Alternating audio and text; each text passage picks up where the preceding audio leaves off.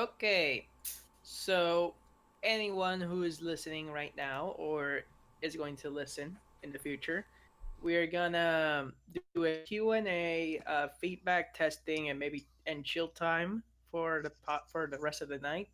So anyone can join, participate, talk, and we're allowing any questions, any feedback on the server, and generally have a good time. So that's the main objective.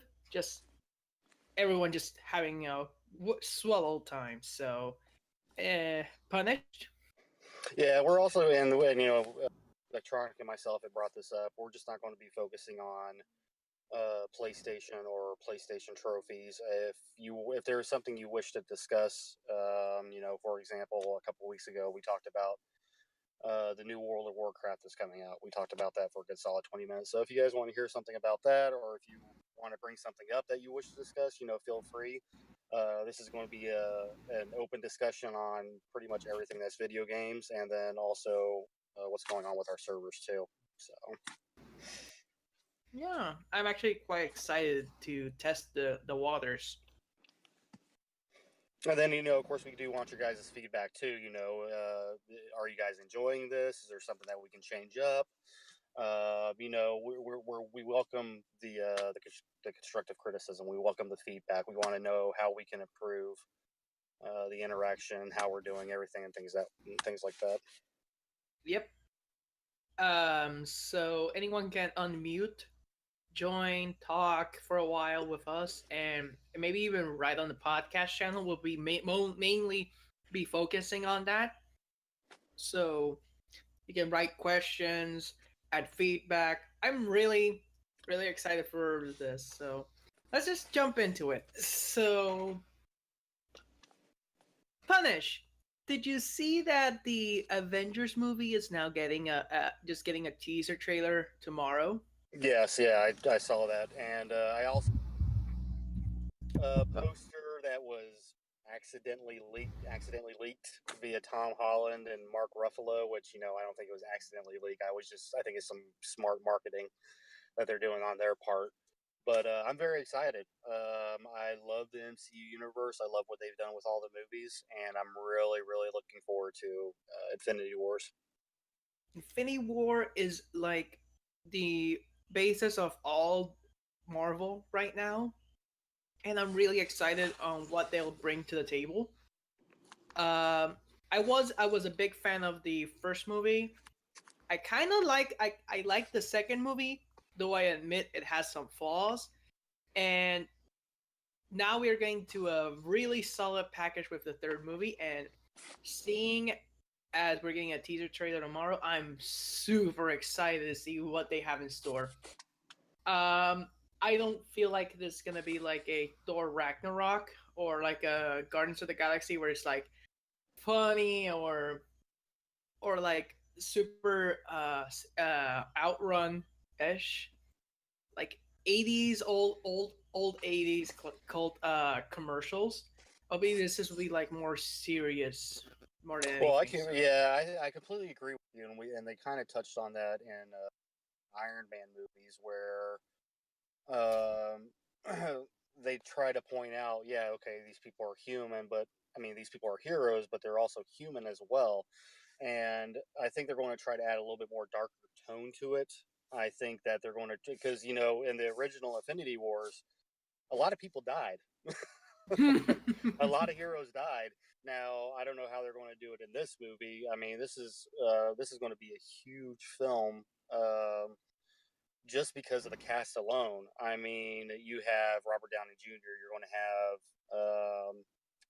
what's his name who played Doctor Strange. I'm sorry, the name is escaping me right now. Benedict Cumberbatch. You have all of them. You have a ton of A-list movie stars that are coming into one movie. Now, we thought when the first Avengers movie came out, we're like, holy shit, we got all these people in this one movie, but now we're multiplying that by 5. So, oh yeah, and now with more. Sorry, but now with more characters added in to the mix, because we are having more recognizable characters like Guardians of the Galaxy, and even Doctor Strange. That was a movie I did not expect that to be hit on film on theaters. So I'm genuinely excited, especially the Spider-Man films. That's another one I'm really looking forward to. See Oh, if I it's am too. I am too. I mean, I enjoyed personally. I enjoyed the Sam. I'm a huge fan of Sam Raimi. I love his films. I love the older Evil Dead movies. A lot of the smaller films that he's done too. And Spider-Man 1 and 2 I thought was a breakthrough for superhero movies. And we had superhero movies before that. We had Daredevil, which was absolute shite. I mean, I hope everybody agrees with me there. yes, I think that movie was absolutely terrible. And then of course, follow up with Elektra and things like that. But when Spider-Man, the first Spider-Man came out, it was, all right, guys, we really want to do superhero movies. This is the way we're supposed to do it. And it kind of upsets me because people still give Sam Raimi a lot of crap because of Spider-Man 3. Well, here's the thing: is that if you've listened to interviews with Sam Raimi, he's like, I'm sorry, guys, my hands were tied. The producers and the studio wanted 15 villains in this movie, and they wanted 15 different heroes in the movie as well. So he's like, I worked with what I had. So yeah. I saw. Speaking of you mentioned Elektra and Daredevil. You forgot about Spawn. oh, hey, I Jesus. love Spawn. I love Spawn. Yeah. I mean, Yeah. look, listen. When Spawn came out, I was freaking 12 years old, and Spawn. That movie Spawn was when movie developers just started getting into CGI, and they were utilizing the CGI for the very first time. And yes, don't get me wrong, like the cape looked like crap. The I mean, Fucking honestly, a lot of it looked like crap. But I mean, this was their first time stepping into putting adding CGI with live elements at the same time. uh, And personally, I liked it. I enjoyed the story. So, especially when he fired that rocket in the beginning of the movie and blew everybody to hell. big tips added to comments here. If only Fox didn't shit on X-Men and Fantastic Four. I thought X-Men was decent at first, and then it went to complete another shit. Yeah, but Fantastic Four is like doomed in every I single tell you, film ever released. I tell you what. I don't know if you guys have seen the movie or not, and I hope you have. If you haven't, I strongly urge you to see it. Logan was freaking fantastic. Logan Yes, was was yes. honestly the best movie that they've put out. I mean, I was almost in tears during that movie. I I saw mean, that movie. I sorry. I saw that movie, and normally the poster itself doesn't scream like a typical superhero movie would, because it's Wolverine we're talking about. So why is just Logan? You could pass it off as a normal film that's completely off branch, but no, this is actually a Wolverine movie. I'm like, holy shit!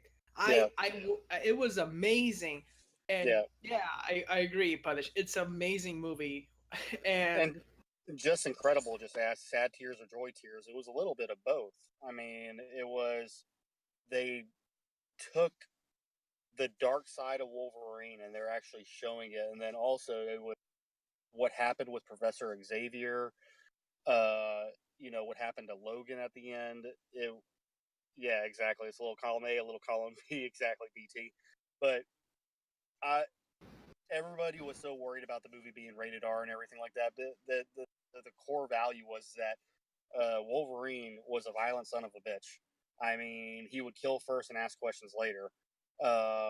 And then the crap that he went through his life. I mean, the man was born before the damn Civil War, during the Civil War, and he fought in every yeah, single war. He had all loved ones, family members, all gone, and Logan, it finally gave him a chance to show that. It was the character development in that movie was just fucking amazing. So yeah. TP also mentioned that Venom was bad. I'd be fine just Sandman, but Venom was garbage. Um, are you talking about the movies? First three Spider-Man films. Spider-Man 3, yep, Yeah, I was like, because now that we got confirmation that Carnage is gonna be on the next Venom, the Venom movie, which I'm really not so sure how can they pull it off without using Spider-Man. It's beyond me. Yeah, I'm very interested to see how that Venom is. Here's the thing with Venom, especially when it comes to the movie, you can either portray, because I think what they're going to do in terms of a Venom movie is, and if you follow Venom in the comics, he is Spider-Man's major villain for like the first 10 years, and then he becomes an anti-villain. He is somewhat of a hero, but he still hates everybody and still wants to kill people. So it's really going to be interesting to see the direction that they go with. I mean, I'm not excited about the Venom movie. I've always been more of a Carnage fan, and the other symbiote spawn from Carnage. I can't remember his name, but it should be interesting. I mean, we'll wait to see. I mean, I'll keep my thoughts open until like I see a trailer or I start seeing some set stills or something like that. My favorite thing about the Carnage tease was that they did mention that they want to do a Carnage that is pure like the ones in the comics that is super violent and stuff. And if they can capture the essence of Carnage, it's gonna be a very entertaining movie. This even if it's shit, I will still admire that they went out of their way to actually go and make Carnage such a really good villain. Right. And Well, yeah, like BT did just pointed out, he said his herd is going to be rated R. Here's the thing: is that comic movies that are going to be rated R are going to start becoming the normal. The studios, when they originally started developing comic book hero movies, they wanted it to be for the whole family, for the kid. Their main target was kids. They didn't expect adults to become, huge fans. And then we had the release of Deadpool, and Deadpool's box office numbers skyrocketed through, and they're like, "Holy shit, this will actually work." So, hearing that a movie, a superhero movie or a supervillain movie is going to be rated R, I wouldn't be surprised, guys, because you're going to start seeing it as normal. I mean, what's his? I can't remember his damn name. He plays in a lot of Seth Meyer movies. mm, trying to He's remember actually now. he's actually making a rated R spinoff of the X Men. He's actually Oh, filming a movie right now. that sounds Uh, dope. yeah, I can't remember his damn name. He was in that movie where he would play the climber that got his hand stuck under the rock. Can you mention the director again? He's the director. He's going to be in the movie too. Hmm. What is his name? He was in Pineapple Express. Um, Damn, not Orlando Bloom, man. No, I'm trying to find the information right now. So Seth Rogen. No, that he played with James Seth Franco. Rogen. Yeah, thank you, Claire. James Franco. He's actually James. directing. He's directing a spin-off movie of the X Men that's going to be rated R, and everybody's really excited about Oh. I was going to the second person I was going to mention was actually Gary Cole, and I was like, wait, no. um, so yeah, I personally am looking forward to more comic book R-rated movies, especially now that Deadpool's teaser trailer, the one with the Bob Ross references, it. that was so fucking funny. Oh, I was in tears. He's like, "Oh, look at a little bit of that. Look at that wonderful cocaine. Oh God, I'm high as balls right now." My favorite's like the words that the colors. It's like Yeah, red yeah. it, Betty yellow White. ow. Yeah, Betty. That was a good one, Betty White. Uh but that trailer was like the definition of how you're supposed to make a really good comedic R-rated movie. And I really hope that it catches wind because Yeah. I like comedies, but newer comedies have becoming staler over the years. For example, my parents took me to watch Daddy's Home 2. I watched it with them in the movie theater. I only cracked the joke like twice, and throughout the whole film. But even still, I did not laugh at all. Like in near the beginning, it was like late, maybe like this. There was like this one joke where there's like a girl with a shotgun because she wanted to shoot like a turkey. So the dad the grandfather buys her the gun. She points it at the turkey, and the other two dads are trying to say, "No, honey, don't shoot the turkey. Remember, you don't have to shoot the turkey." It's like I was like smirking the whole way through, and it was the joke afterwards that killed me.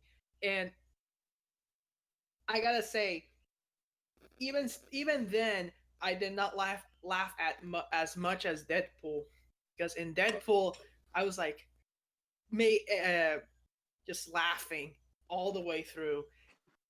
So Yeah, well, yeah, I completely agree with you. Comedies have gotten kind of stale, but I tell you what, that's really, and I mean, this is just a good transition point too. But comedy and video games, like we've talked a couple of times on the podcast, and Claire has brought it up. But Stick of Truth had me in fucking tears almost the entire time I was playing it. you know, And we're starting to see that a lot more in game development. I mean, hell, and then I took an arrow to the knee is still a quip, funny haha that everybody's still using. yeah, it's not even intentionally funny. In the context of the setting, is like the joke ironically mentions it, unironically mentions it as a rhetoric because he got shot in the knee Yep, exactly. while working, and everyone just took it as a joke because they heard it so much. But yeah, you know what, you mentioned Stick of Truth, and Claire mentions it all the time on the podcast. But I'm right now holding my copy of South Park Stick of Truth. I haven't played it yet. Oh man, you gotta play it. You really need to. I wanna play it, but I haven't catched up on the show. I wanna watch the show first because sometimes I'm like that person that sometimes wants to get all the jokes. So I wanna watch the show first, and then I'll play South Park because yeah, it's like me. And I agree with you, Beat Tips. South Stick of Truth is a potential PS Plus game. In fact, it's free when you buy the PS4 copy um of the new game, Fractured Butthole. So yeah. What are you guys? Oh, What about you guys in chat? Do you think there's any other games that might have some comedy elements to it? Anything you guys might have played recently, or um, something you might want to get out there that other people should try?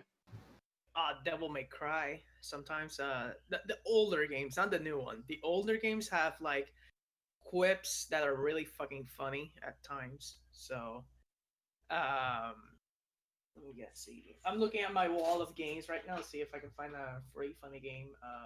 GTA 5, yeah, I agree with you there. GTA 5, the Saints Row games, things like that. Yeah, yeah. Because in GTA 5 had like the funniest side missions ever. The Strangers and Freaks. Oh my god, the Strangers and Freaks. And even still, the random encounters, all 60 of them around the map, are really fucking funny if you can find them all. But let me see. Maybe Uncharted, if you can count Nathan Drake's quips. Oh, Portal, that's a really good one, just incredible. Hell yeah, Portal had some great moments. I didn't even think about that.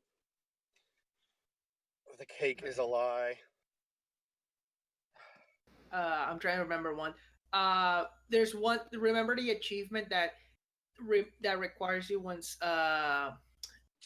requires you to fall into a hole when when the robot asks you. It's like, fall into the hole, die for me, and you're just like, oh, he actually did it, and you get a trophy for that.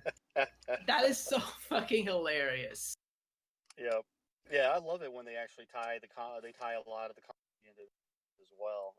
Unfortunately, I didn't prepare for this. I don't have like a trophy list. I have some funny haha trophies. And I can't think of any at the top of my head right now. So if anybody in the chat wants to bring some up, that'd be awesome. But yeah, I think it's awesome where you have elements of I mean, don't get me wrong. I love my JRPGs where I get really into the story and I fall in love with the characters. And I love my action games where it's like, fuck yeah, I'm killing 1,000 zombies and things like that. But I like it when I love it when there's a comedy element too. Where I can sit there and enjoy the game, enjoying the story, and I'm laughing my ass off at the same time. Yeah.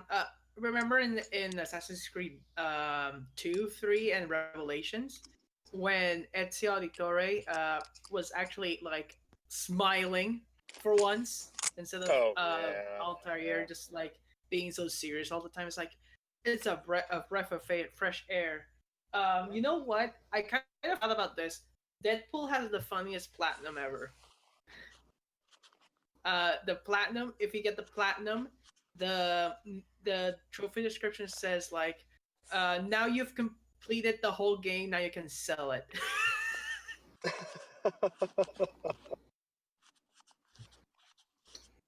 Let me see. I wouldn't count Fallout as a funny series. They have some good characters though. They have some good Yeah, characters. yeah, but they're playing it more serious now. In the fourth game. Borderlands. Yeah, Borderlands, especially two.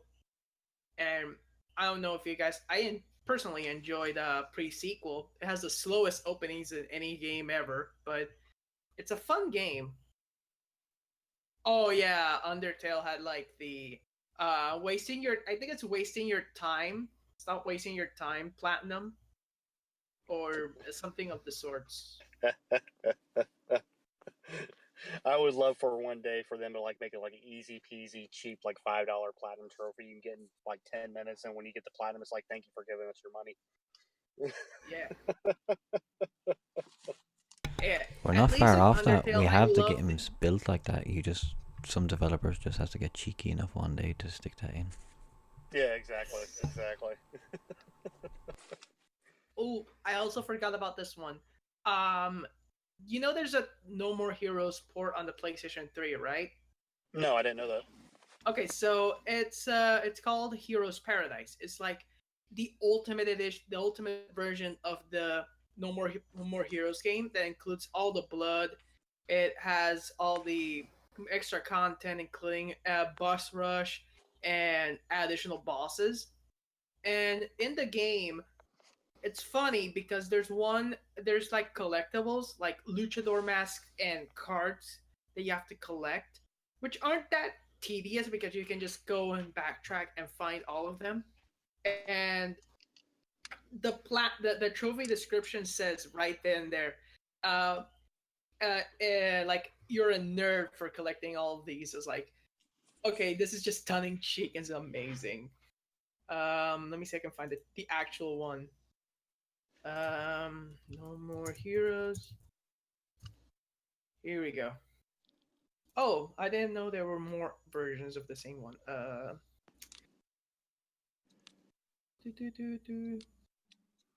Okay. Um, a new one. Just wait for the next one, you big nerd. There was also one. Why do nerds always have to find everything? It's like, let me send it to you if you want. Yeah, yeah. Here we go. If you want to read them, it's.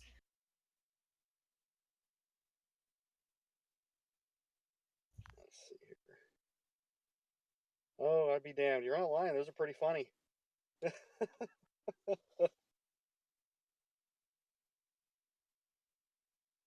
It's like I love No More Heroes. I want to have the second game maybe on the PS4 or maybe the new one, but I think Suda 51 is gonna stick with his guns with Nintendo. So Yeah, oh, definitely.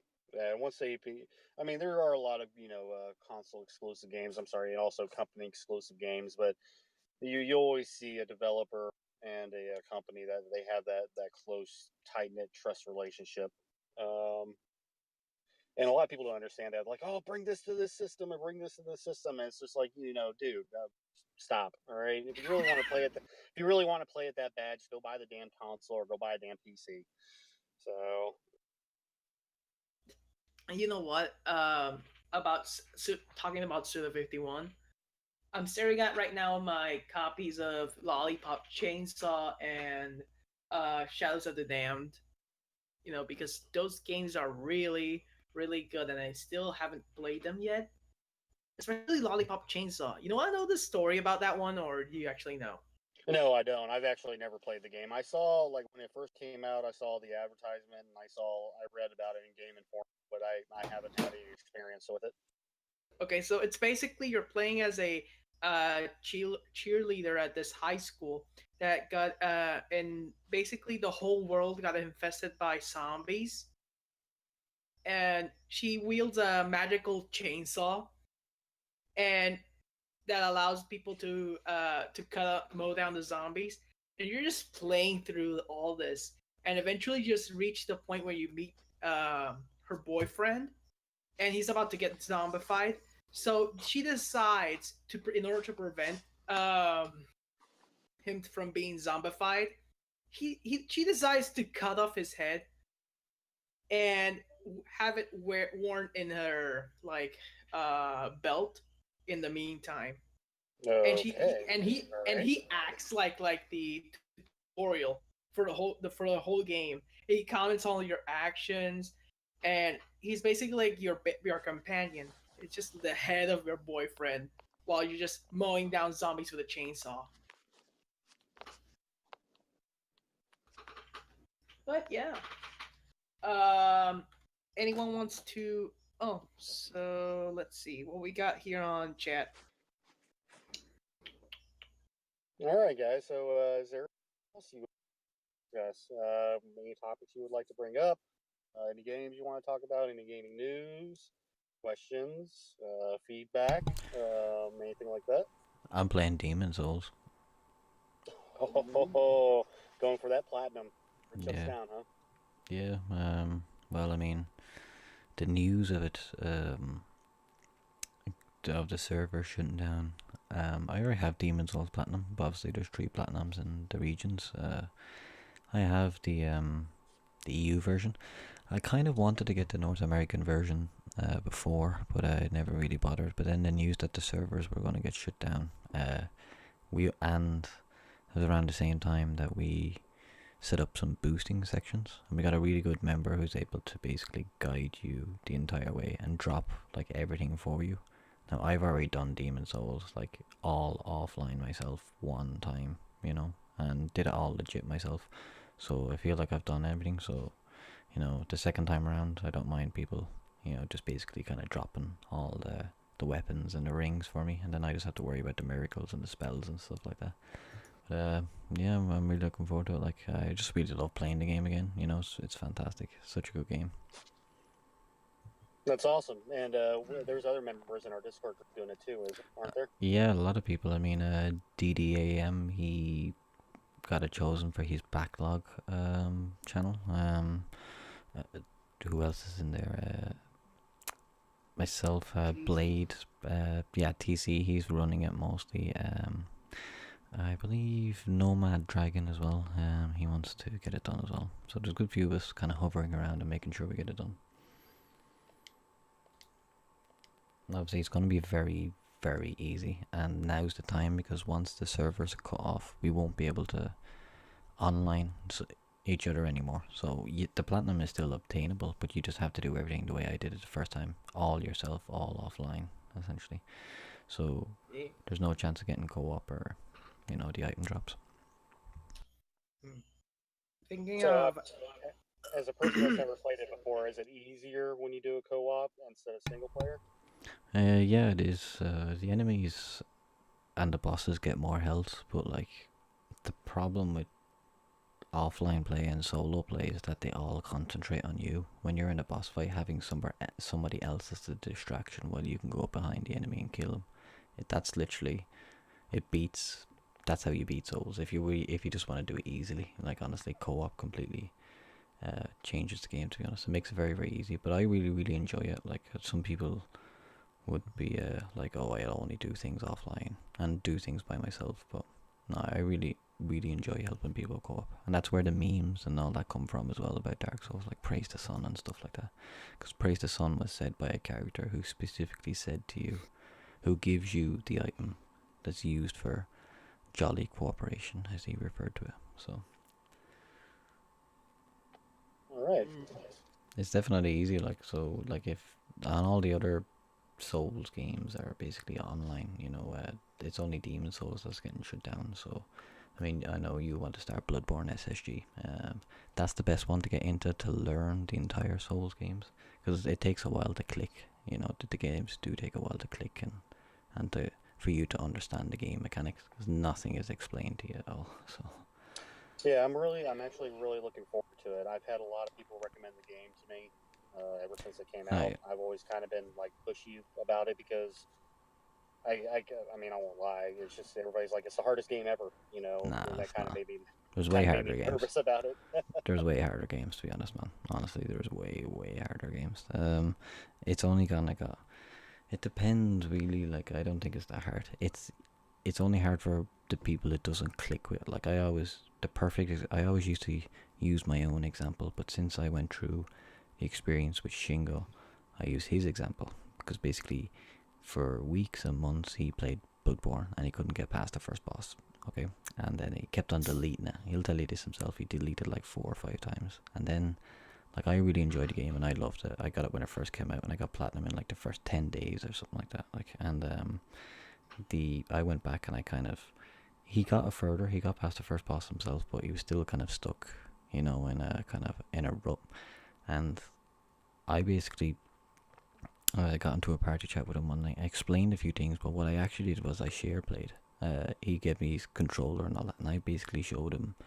Didn't show him anything. I just played normally, and he just watched me, and he didn't realize that you could do certain things in the game. And once you realize that you can do that, there's certain ways you should approach enemies. Like, it's a mindset almost. You know what I mean? Like, the mechanics are not explained to you whatsoever. So once you get your mind out of it, and it will just click for you. Once it clicks, Yeah. then that's it. You'll either love it or you'll just give up. To be honest, like, and that's why so many people love those games, because once it does click for them and they get really into it, like, they're the best games ever. My favorite like experience with Demon Souls, like I played this last year for the first time.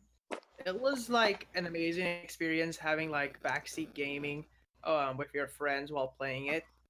One of my favorite things was that when you kill a boss, you get your humanity back, and you get like restore your health. Every time I get my humanity, I would just go back to the hub world and kill myself right there, because the game doesn't tell you about your world tendency and what does it affect. For example, if you get killed by an enemy while being human, the world will get darker. And if the world gets darker, the enemies become harder to kill, and subsequently it gives you more items and weapons to drop, which you can manipulate easily anytime. And the game doesn't tell you that. And it wasn't until my friends told me about it that made me go approach the whole game on a whole different level.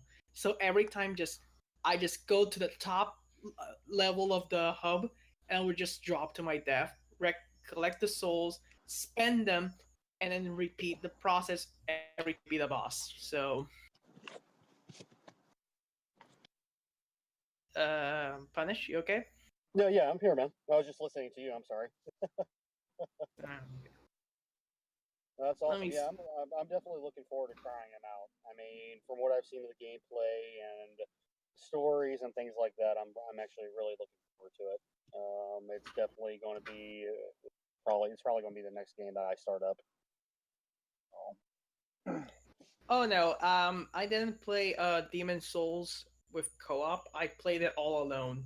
So I was a madman for beating the whole game alone. Though I had people behind me telling me tips on what to do, what items to buy, while I beat the bosses alone.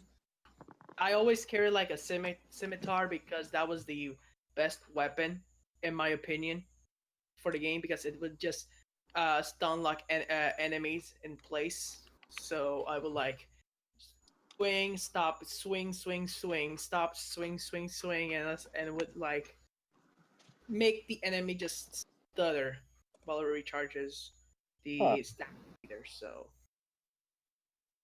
well, That's this awesome. quickly, yeah. So, this quickly became a Souls tangent. Yeah. Yeah. um, That's okay because I mean anybody that's listening in or might listen in later gives them the opportunity to know that we are running a boost chat right now, and if you want to platinum the Souls game, or if you're looking to try it out like I am, if you don't have any experience in it, we have people like Claire and Shingo and a lot of our other users that are masters at it, as I would like to put, and can definitely help you along the way to if you want to get the platinum, or hell, if you just even want to try out the game. So I think that was a good, definitely some yeah. good feedback there. You know what? Speaking of Souls, I've been thinking about considering the Christmas theme for this year. Okay. Yeah, I mentioned this before, but I wanna see if anyone would agree. Uh, about a Soulsborne Christmas, like Like, make like, like centered around the games.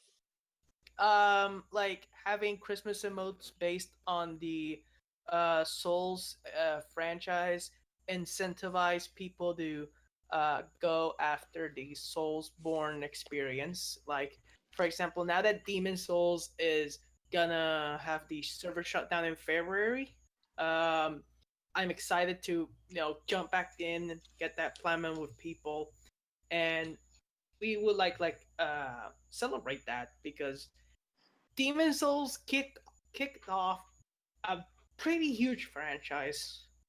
To be honest, In it the past was 7 years now. yeah. I'm kind of surprised it was like 7 years ago that we got this game. So, and it's the basis where all the Souls games go, and each game refines a certain aspect of Demon Souls. Not completely. Dark Souls 1 and the PS3 run shit. Dark Souls 2 runs moderately. Dark Souls 3 runs perfectly. Bloodborne is amazing. And, you know, we would like to celebrate that because over here we're all like Soulsborne fans. I know Claire is. I know that Void is. I know I am. I'm not sure how much you guys play. Punish, this is the first time you ever experienced Soulsborne games, right? Yeah. Bloodborne will be my first. You'll love it. You'll love it. Yeah, Especially the I'm looking forward to it. I mean, from what I've seen of, I've watched a couple of YouTube videos. I was following when I follow Claire and Shingo closely on Twitter, and I've seen some of their screenshots. And the game looks beautiful, and I'm definitely looking forward to jumping into it. yeah, I'm only missing like 3 and Bloodborne from my collection of Souls games.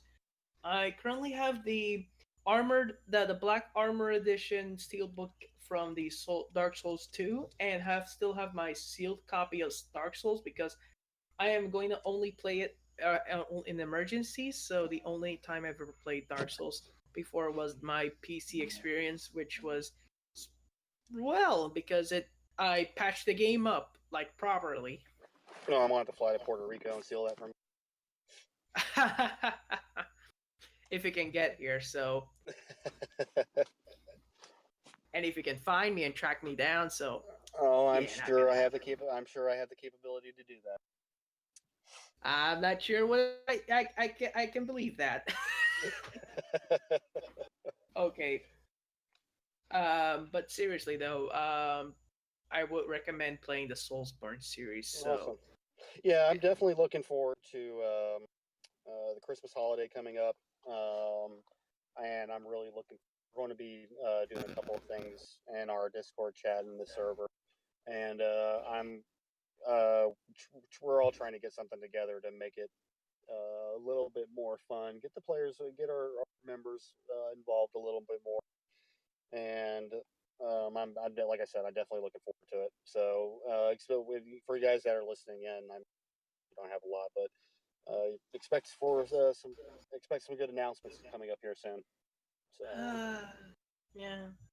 Anyways, want to get sidetracked to another topic because I think we spoke enough about Bloodborne and Souls yep, games. yep, sounds good. Yep. Okay, so Punish, I know you've been an avid classic gaming fan. You've been playing since like what, NES, SNES? Yep. Oh yeah. Uh, You're older. You're basically like the older version of what I want to be. Like this old gaming collector that wants to be uh remembering the olden days of when graphics were amazing. Um, looking back at your classic collection, which has been your favorite games so far? from the classic games. Yeah. All right. So I will start off. I'll go from the first console and I'll work my way up from NES. I would have to say my two favorite games were Legend of Zelda and Final Fantasy One. That really kicked me off on the JRPG turn based. And then I got a Sega Genesis, and my favorite game on there was called Shining Force and Shining Force 2. I don't know if anybody's ever played that before, but it basically was Final Fantasy Tactics. Before Final Fantasy Tactics, it was an awesome RPG strategic game with an amazing story. Even to this day, I still play it. Every once in a while I'll hook up my Genesis and pop it in and play it. And then after that, I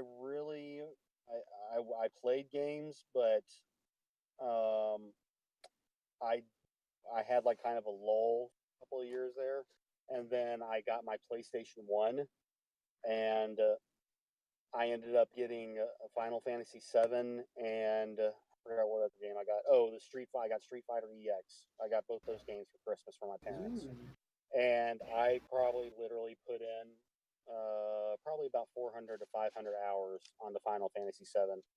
I actually played through the game 9 times, 10 times, and I beat the game with a different team every single time because if you don't play with specific teammates, you miss a lot of the interactions that happen in the game. Like Barrett might say a couple of different things, or Yuffie or Tifa and all them might say different things. So I played through so I could get all that interactions.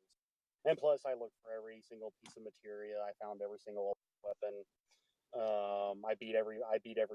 I beat all the weapons. I mean, I was determined to beat Emerald Weapon. Uh, I can't even tell you how much I grinded to beat that son of a bitch. But so PlayStation for me, I mean, when it came to PlayStation One, it it gave me my love back for gaming because we had Final Fantasy 7, 8, and 9 come out. We had the Wild Arm series, we had the Suikoden series, we had the Xenogear series come out, Legends of Dragoon, a ton of just amazing JRPGs, amazing stories that I still love to this day. I mean, yeah, I had Final Fantasy VI, my Super NES, but that was the only game that I enjoyed on Super NES. Um, but like I said, when I got my PlayStation, I still have it today. My PlayStation One collection is ridiculous. I have the first edition of Final Fantasy 7, 8, and 9. I have the original Final Fantasy Tactics because before it became the War Lions when they re-released it or whatever. I have the original where they didn't have to put all that extra stuff to it.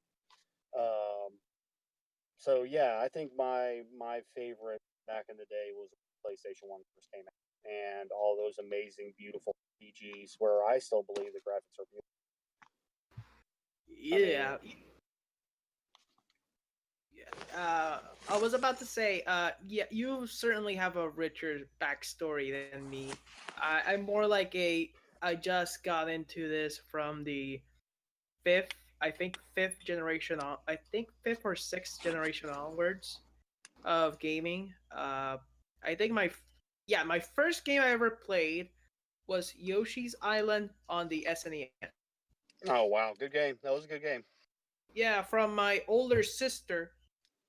Um, and she played it all the time, so I would stick around and play it sometimes when she wasn't using it. Um, that was a fun experience. Then afterwards, I didn't game that much. Uh, I had like a Game Boy, which mainly I played a lot of Pokemon Fire Red, Pokemon Emerald, Ruby, Sapphire. I owned like Pokemon everywhere. Then afterwards, I got my first ever experience with a console, which was the PlayStation 2 from the Sony lineup. So I still have the original PS2 right here. It's like the big brick. Yep, It was giant a gift. black. Yeah, Yep. it was a it was technically a gift from my dad, but then he saw me playing it more than him, so I had it anyway, so I kept it. And the only games we had were like Crash Bash, Toy Story 2, Crash Bandicoot Wrath of Cortex, which by not all of those games were really good, but for me that didn't know any better, it was actually pretty fine for me, especially like I played a lot of Toy Story 2. I still have my copy right here. I found it not too long ago. It still has its scratches. The box itself is a bit damaged, but the copy still works, so I'm fine with it. Um, then I moved in with the PS2. Then I got my own PS2 after the brick, which was the PS2 Slim. The Slim. Yep. Yeah. Then I got the that I really really hooked in. I basically every now and then I would just buy myself like a $5 copy of a video game when it was very cheap. For example, I have the original Spider-Man game, which I played a lot. Then I got introduced with the Jack and Daxter series, um, which I started with two. Then I played one, and then I played three. Uh, I played Rayman Revolution, which is the definitive version of Rayman 2. Uh, I had my ups and downs with some of the games. I played a lot of Pac-Man World 2. Uh, I played the movie licensed tie-in game of Robots, The Incredibles, the Harry Potter games, and I certainly had my fun playing with Crash Bandicoot with Queen Sanity, and I certainly had fun playing Shadow the Hedgehog because yeah, I played the Shadow the Hedgehog, Sonic Heroes, Sonic Mega Collection Plus on the original PlayStation 2. And I will say this right now, Sonic Heroes is the worst version to play on the PS2. And then shortly afterwards, I got my first PlayStation 3. Like, it was already out, and I got this fat ass PS3, the one that had like the sensor thing on Yep. the. Yeah. That was like the stupidest design ever, but the sensor after like a year or so of use, that broke, so that PS3 is still defunct, and I still have my original trophy data there, so that's why I have like missing timestamps on the original PS3. Um, because that was before they added timestamps on the trophies.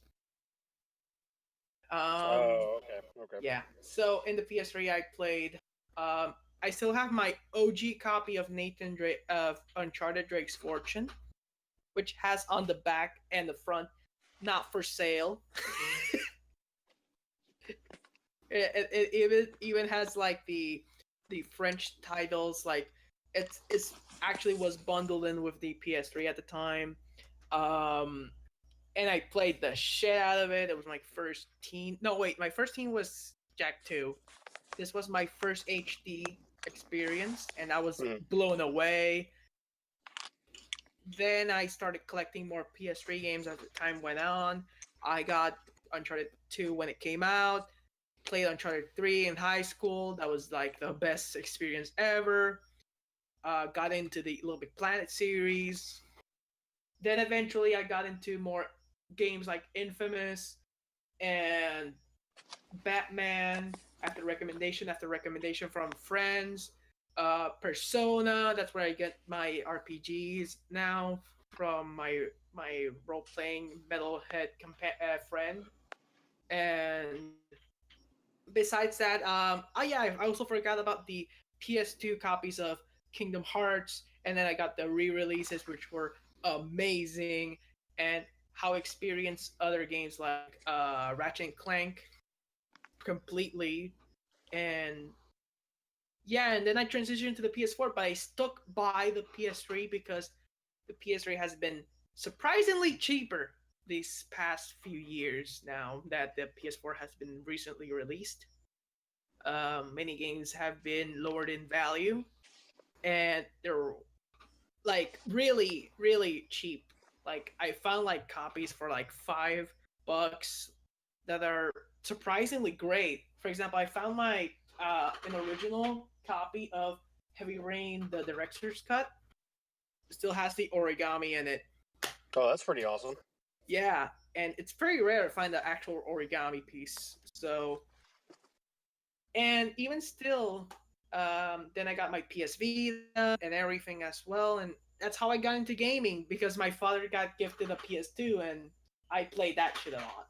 So, though my favorite game growing up was actually a series called Sly Cooper. Yep. Oh yeah, good old Sly. Oh yes. Where's Alan at? I'm sure he'd love to talk about that. I okay. Sly was like the first game I ever sat down and 100%ed because I had so much fun playing those games. Oh, well, yeah, that's awesome. Those are the best games right there. Yeah, Honestly. because yeah, I want every single save file on my original PS2 memory card has a 100% playthrough of every three games of the Sly Cooper trilogy. 1, 2, and 3. I still consider 2 being the best, and I love them all. They're all amazing, and Yeah. it was like, Yes. I know sorry, exactly. sorry. I know exactly how you feel because I mean I feel exactly the same way about the Final Fantasy series. One through I mean all the ones on NES, on Super NES. I played all the ones on Game Boy. Obviously, all the ones on PlayStation. PlayStation 2. The being able to download them onto the PSP and the PS Vita and playing them.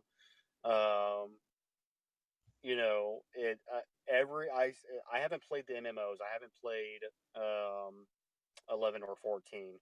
I've always shied away from MMOs. I'm not a big MMO fan, but and I'm telling you, like 12 got a lot of flack. I still think it's a great game. 13, 13-2, 13-3. Yeah, those got a lot of crap too, but I still enjoy them. And the reason is because it sucks me into the game. It sucks me into the story Hmm. because it's after an hour of playing it, I have to know what happens next. I have fallen in love with the characters. Um, I just don't know how to explain it. I mean, it's something very, very, very, very passionate about. One reason that Square, or they were known as Square first before they became Square Enix. Well, I'm very passionate about that company. Yeah, they do some dickish things. They keep pushing stuff back. They don't give you a good time frame on when a certain game is going to be released. But honestly, I don't care because every experience they have given me, except for probably the bouncer on PS2, has been a great experience for me, and I absolutely love that series. Everybody's always saying, is this finally going to be the final Final Fantasy? I don't want it to be. I want to be No. playing until I want to play Final Fantasy 30 when I'm 60 years old, sitting in my rocking chair, yelling at my grandkids that this is a damn true video game right here. I, Personally, I have played Final Fantasy. Unless you count Chrono Trigger as a Final Fantasy game, but No, I though will. most people I don't. do. I do. It's not in the Final Fantasy series, but Chrono Trigger is another one of those games where it's doesn't matter about the graphics. It matters about the gameplay, the mechanics, and the soundtrack, and be able to fall in love with the characters. And I think that's something very very important when it comes to video games. Um, and that gets into the small debate about single player doesn't make any money or anything like that. That's horseshit. The Uh, reason there's a lot of games I play because I enjoy them, but there's a lot of games I also play because I've committed to that character. I've committed to that story. I want to know what happens. You know, I want to see what happens to Nathan Drake. I want to see what happens to Cloud Strife. I want to see who the fucking origami killer is. Things like that. And you know, it's basically. People always ask me, how can you spend hundreds and hundreds of hours playing video games and spend all this money? And I'm like, it's like watching a television show. It's like reading a book. But the interaction is there. You're part of the story. You're not hmm, watching from afar. Imagining it in your head. It's you're you become actively it. participating. Yeah, exactly, exactly.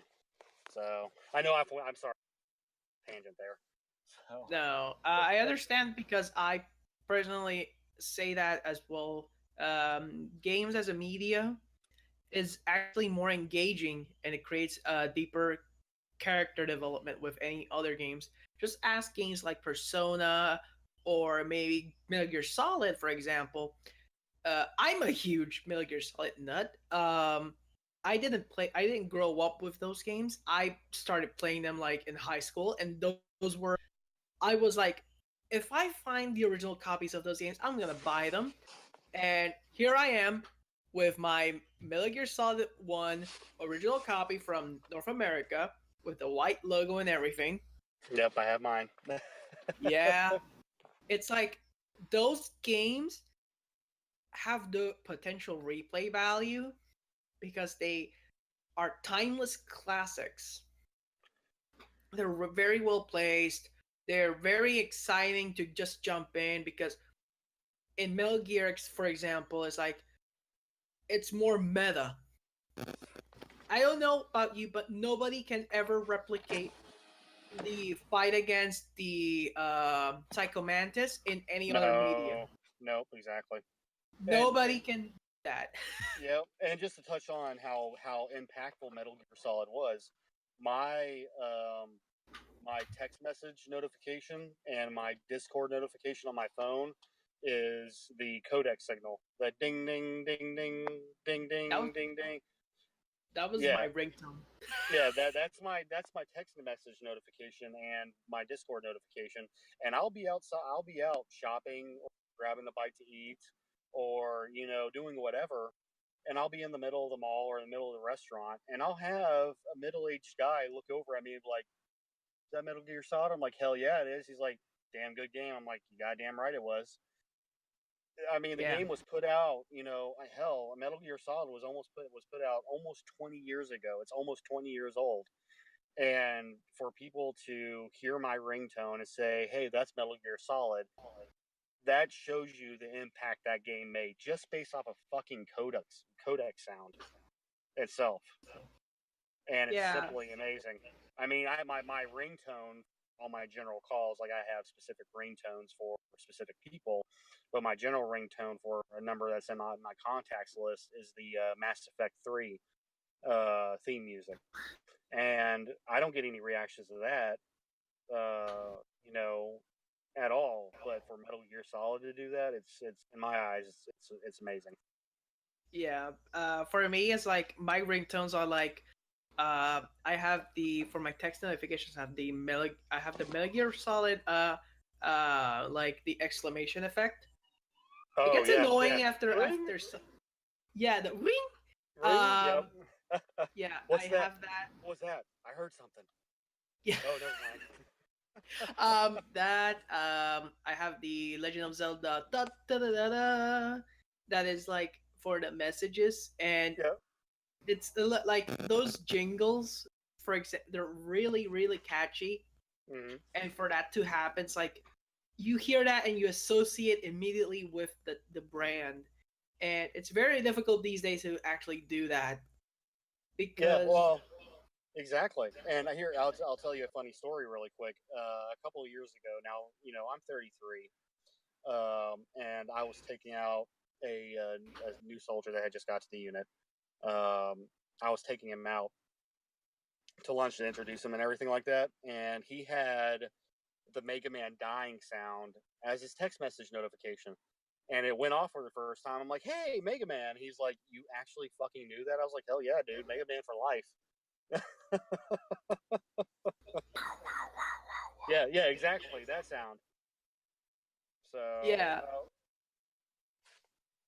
I'll never forget my first experience like listening those death sounds. For example, you know what I have for my mother on my phone, the ringtone, the Sonic drowning music. oh yeah, yeah, the blah, blah, blah, blah, blah, blah, blah. the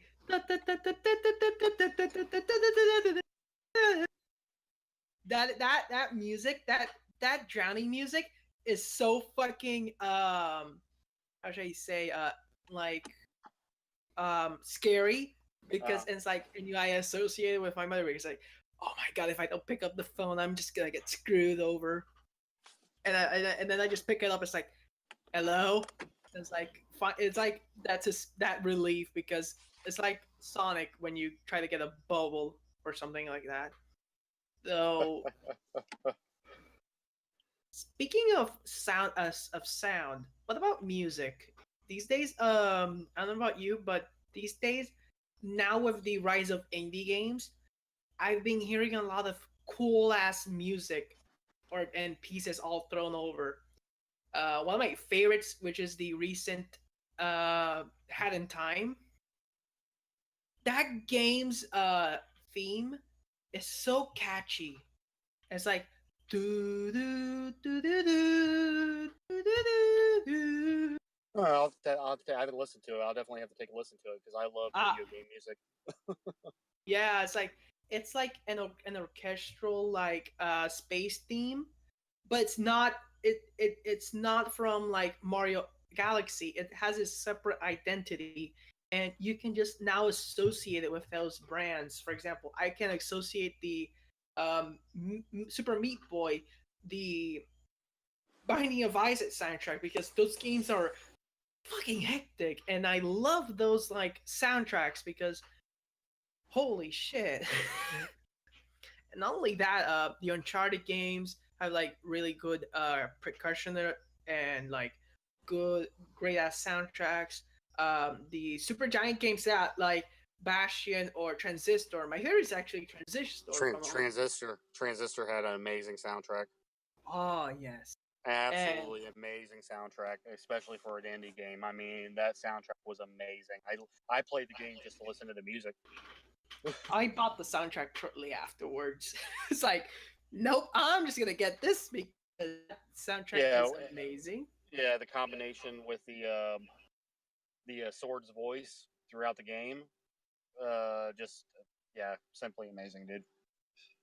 Yeah, and that, and I don't know about you, but Danganronpa has a really good music. The I'm trying to look at my gaming collection at the moment. Demon Souls has like interesting music. They're not that good, but sometimes they're like really great ones. Personally, I haven't played heard the Doom 2016 soundtrack properly, though it is. I did play the demo, so that was really cool. What about you, Punish? Oh, What? my favorite. I mean, as I've stated before, I'm a huge Final Fantasy guy. I absolutely love the soundtracks to all the Final Fantasy games. I have all the soundtracks. I have all there's several symphonies around the world that have redone them. I have all the soundtracks for those. I have the Symphony Does Gaming soundtracks for all of them.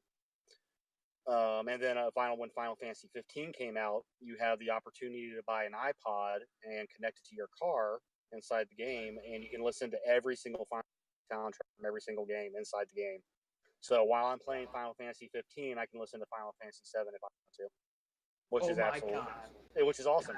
You can listen to Final Fantasy 13. People give a lot of crap about, but it has some damn good music too. And then I had the Persona 5 soundtrack, as BT had just mentioned there. I absolutely love Persona 5. I love the Persona 4 soundtrack. Great music there. Devil May Cry has some awesome music too. Has some nice heavy metal riffs there. God, I could go on and on. Hell, I mean, I'm not a Microsoft fan, but fuck, man, Halo had an amazing opening intro. Yes. The operatic into the metal theme was just, I mean, it makes me want to, grab a gun and some grenades and, go out and kill some Covenant. I mean, the music is supposed to get you excited to play the game. And a lot of people get pissed off. We're like, why the fuck are you reviewing the music? The music isn't part of the game. Yes, it is. It's a big part of the game. So, for me, it's like soundtracks like Calamari Damacy that have gibberish, but they're so fucking catchy as hell. Yeah, exactly. The God of War series, Chrono Trigger itself, that soundtrack is amazing, and it's like really old. And let's see, Jet Set Radio. Jet Set Radio is amazing. I don't know about you, but I normally like to play like more lesser known titles. I know like Persona 3 has like amazing music. I have like the whole soundtrack on my phone. But I also like these older lesser known titles that have great soundtracks. For example, Ghost Trick Phantom Detective. That's a DS game everyone should play at least once. It's not only on the DS, it's also on the phone, but the game is actually pretty cheap if you want to find it on the DS. Okay. Yeah, that what else? There's another 3DS game called it was like Rhythm Thief: The Emperor's Treasure. That game's soundtrack is amazing. It's a rhythm game mystery where you're trying to find out what happened to your father while Napoleon is driving everyone in France trying to find the Fountain of Youth. Huh, that's interesting. Yeah, it's like in modern day France, and you meet like this young violinist that teams up with you with your dog called Fondue, and it's so easy, it's so amazing. It's like the soundtrack itself is pretty glamorous. Yeah. Now going back to more known titles, like the Sonic soundtracks are amazing, and I don't know if you heard the Forces theme, Fist Bump. No, I didn't. Okay, so think of it, the soundtrack, think of it as what if they decided to go angsty and became serious about it. That's the whole soundtrack. Okay. Yeah. And what else? The Ace Attorney soundtracks, the Kingdom Hearts soundtracks, Metal Gear Solid soundtracks are amazing. Yep. I mean, honestly, some of my personal favorites come back from the older generations. I still love 8 music. I mean, the Zelda theme, obviously, but the Double Dragon theme, I freaking love that song. It's one of my favorite ones. Let's see what else. Mega Man had an awesome intro. Wait. Which one? 2 or 3? Mega Man 2 was the best one. I prefer 3. Oh no, man, 2 all the way. I know the elevating music is actually pretty cool, but I prefer the Mega Man 3 or Mega Man 9, for example. Those are really cool. Yeah. Like da, da, da, da. Oh wait, no, that was two. I'm Nah, trying that to was two. remember. I was about to say, man, that was two. Yeah, I was like, wait. I'm trying to remember because they're similar but not exactly. Um, ba da da ba ba ba da ba ba ba da ba ba ba ba da ba ba da ba da da ba da ba da da ba ba da da ba ba ba da ba. That's three. It's like those are really catchy, but yeah, people are so ingrained with Mega Man 2's theme being so popular.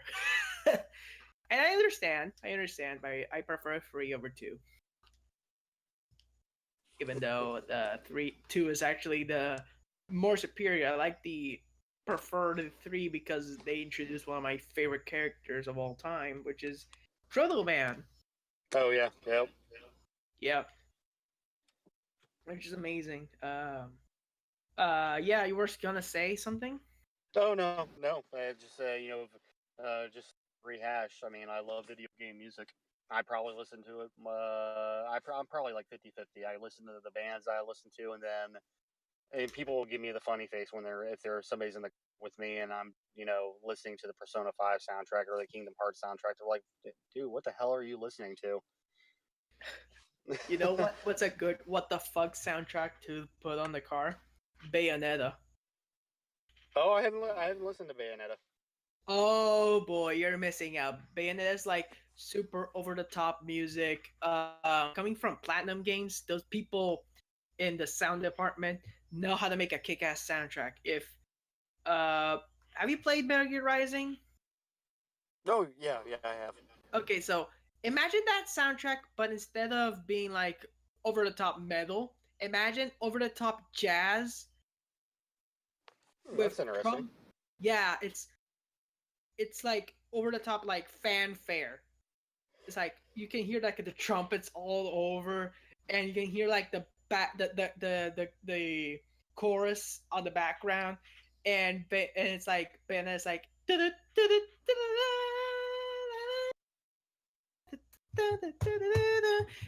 it's like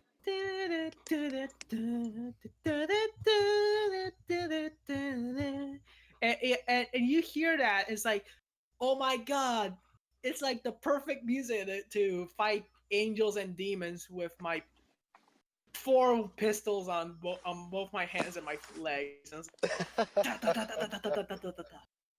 I wish that was on the PS4. Honestly, I would go back and play it Oh without yeah. actually going for it.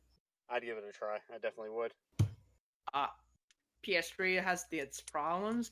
Mainly, not only the trophies list is like hard, but the overall like frame rate is like a slot machine. uh, but yeah, you were gonna say? No, just love video game music. I absolutely love it, man. Yeah, I think we've went far enough with the video game Yeah, music. yeah. I'm going to be cutting out here soon because I got to head back into work shortly. Okay, so just before we wrap this up, um, I don't know if you heard about the new Jack and Daxter bundle that I, popped in. s- I saw that. Uh, I looked for it on the store, couldn't find it, but I am looking forward to it.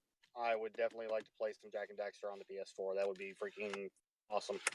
I like that it's going to be a bundle. Yeah, same here. That's like that's the weirdest part about it. Not because it's going to be available, but it's going to be available as a bundle. And that kind of devalues the purchase of people who got the Jack and Daxter Precursors Legacy for the PS4. Right. Yeah, it's B tips. It's like Jack 1, 2, and 3 plus Jack X Combat Racing. None of these spin-off titles like Lost Frontier, Daxter are gonna be available. So if you want to play like the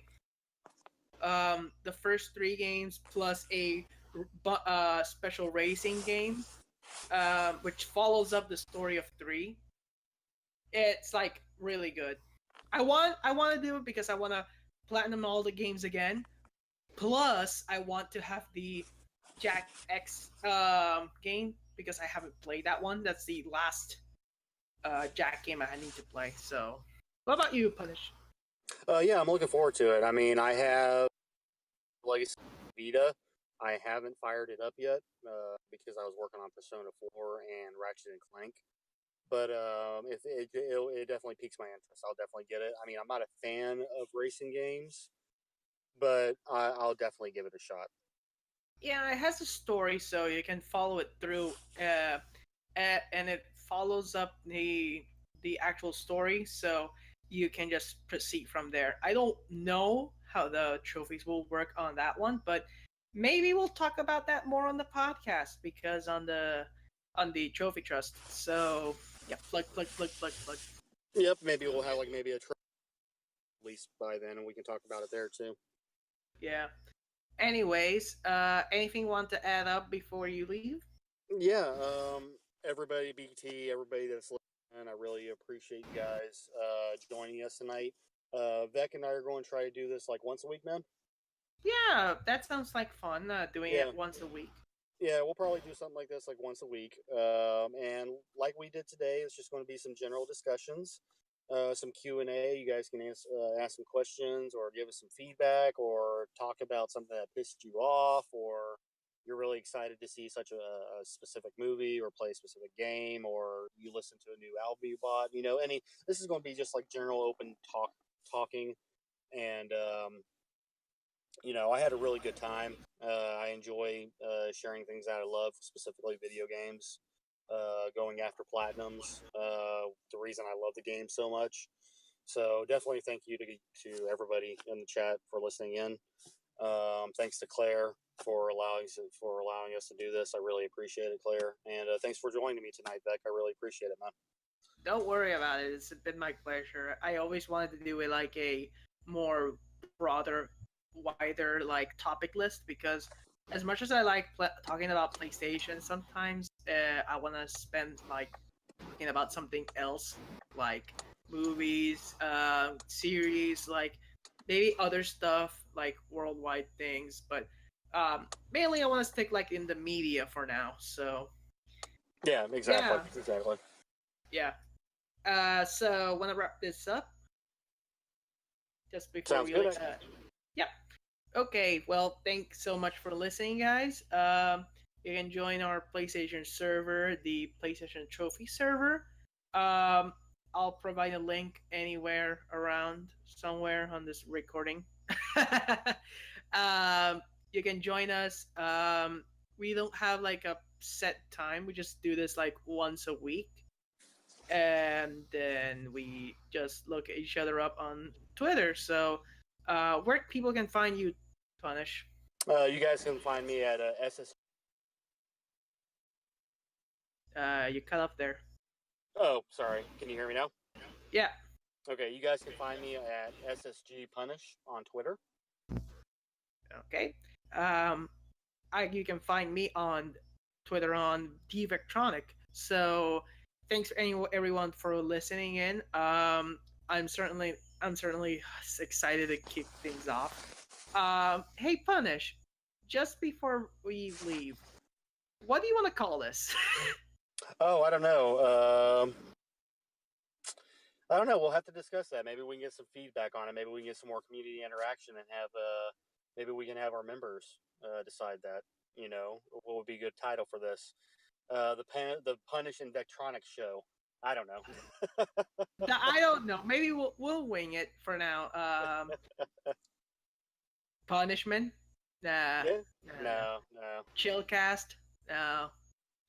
Chillcast isn't bad. That doesn't sound bad, but Chillcast. Chillcast. What do you think? Uh, PlayStation Peaceful Hour. Yeah. The evening Well, talk. we will keep talking about this later. So, anyways, thanks for everyone a lot listening in. But yeah, see you then. Bye Yep. bye. Take care, guys. Thanks again. Bye. Bye.